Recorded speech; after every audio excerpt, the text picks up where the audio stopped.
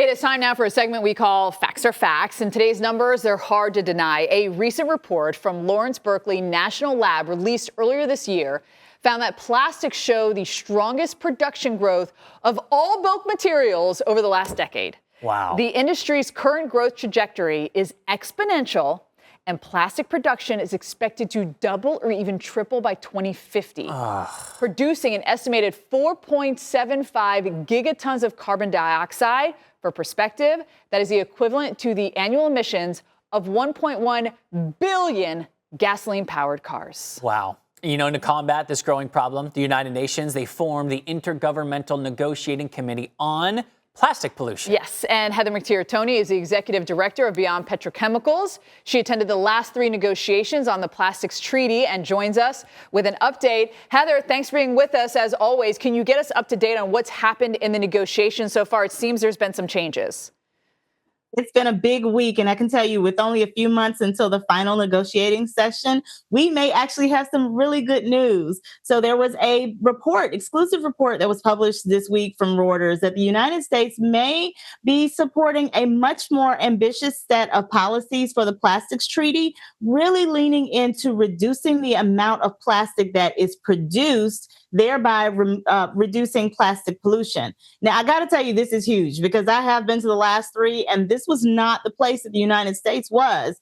So to see this kind of shift really speaks to how we are looking at plastic pollution and what we need to do to reduce plastic and petrochemical pollution in the United States. All right, I want to go to your terminology for a second to see. You said it was in Reuters that the United States may join the treaty. Can they still back out? And it's a 2-part question. What does it mean for them to join? So let's back it up just a tad bit more, because it's about the United States changing their position, not necessarily joining the treaty, because the treaty negotiations are still ongoing. And to join a treaty from our federal government would mean that we would have to have congressional action. Right now, we're at a space of negotiating, and the U.S.'s position is what's changing. And that position would mean that we would cap and really shut down a little bit of our plastic production each year. Let me tell you why that's really important.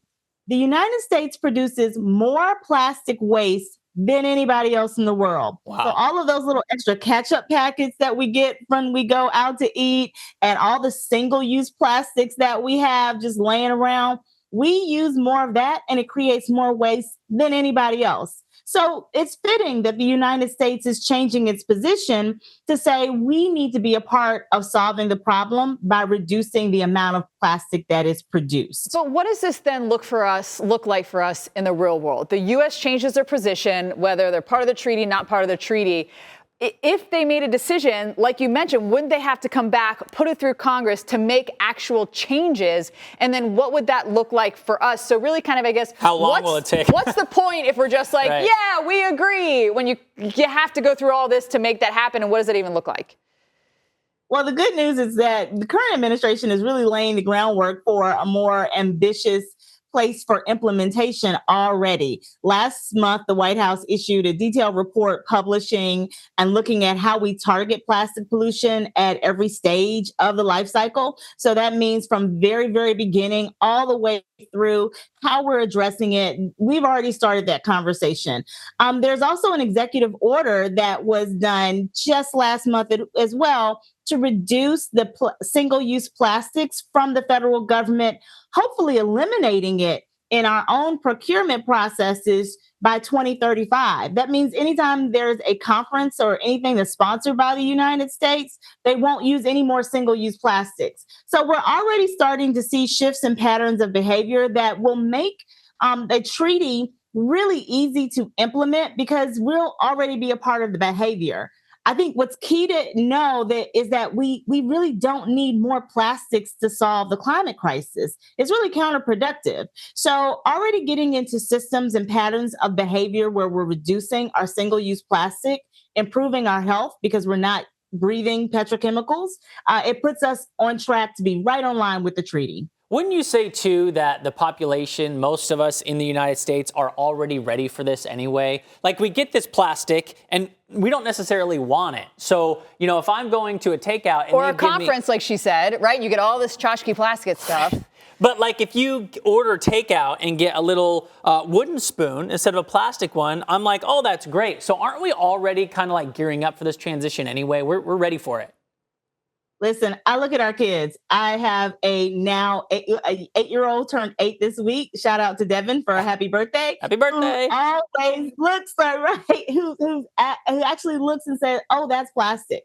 When I look at the kids and I look at what they're already acknowledging, I think you're absolutely right. We're set up for success. We're already looking at what are sustainable materials that we can use and how do we reduce single-use plastics in our society and really be leaders in this movement. So I think the kids have got it right and we just need to follow what they're doing. They sometimes do know better than us. Heather McTeer Toney, thank you for joining us. Thank you.